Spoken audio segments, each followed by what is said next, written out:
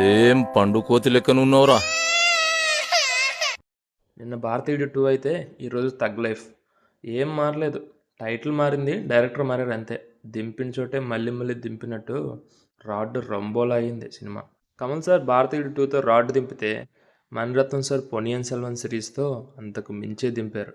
వీళ్ళిద్దరికీ comeback movie అవుద్దనుకున్నా, comeback కాదు, ఇంకొంచెం వెనక్కి నెట్టిద్ది ఈ మూవీ.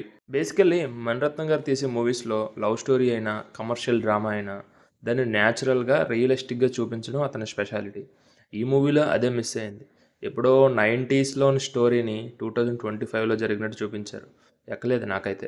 ఇంకా ప్లాట్ విషయానికి వస్తే, సచివల్ అనే ఒక పెద్ద డాన్ అమర్ అనే పిల్లోడిని చిన్నప్పటి నుంచే చేరదీసి పెంచుతాడు. ఎందుకు చేరదీశాడు, వీళ్ళిద్దరి మధ్యన కనెక్షన్ ఏంటి, చివరికి శత్రువులుగా ఎలా మారారు, ఈ స్టోరీ మధ్యలో త్రిషా క్యారెక్టర్ ఏంటి, జోజో జార్జ్ క్యారెక్టర్ ఏంటి అని తెలుసుకోవాలనుకుంటే మీరు ఈ మూవీ అయితే చూడాలి. తగ్ లైఫ్ అనే టైటిల్ ఎందుకు పెట్టారో మూవీ కంప్లీట్ అయిన తర్వాత కూడా నాకు అర్థం కాలేదు. తగ్ లైఫ్ అంటే ఏంటి? ఒక ఏమీ లేని వ్యక్తి ఒక పెద్ద ఎంపైర్ని సృష్టించుకొని ముందుకొచ్చి నిలబడ్డాన్ని తగ్ లైఫ్ అంటారు.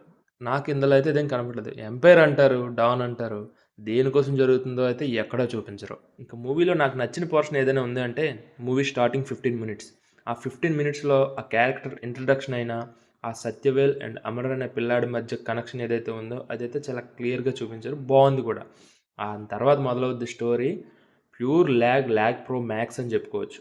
ఆఫ్టర్ సో మెనీ ఇయర్స్ తర్వాత కమల్ సార్, ఏఆర్ రెహమాన్ గారు, మణిరత్నం గారు వీళ్ళ ముగ్గురు కాంబోలో వస్తున్న ఈ మూవీపై ఎక్స్పెక్టేషన్స్ అనేవి చాలా కామన్ ఉంటాయి. ఎక్స్పెక్టేషన్స్కి 1% కూడా రీచ్ అవ్వదు ఈ మూవీ. అయినా కొంతకాలం వచ్చిన తర్వాత శంకర్ సార్ అండ్ మణిరత్నం గారు మీరైతే ఎగ్జిట్ చేయాలి సార్. ప్లస్ గురించి మాట్లాడుకుంటే ఈ మూవీలో ఫస్ట్ 15 మినిట్స్ పోర్షన్ అయితే బాగుంది అండ్ టెక్నికాలిటీస్ టాప్ నాచ్ ఉంటాయి.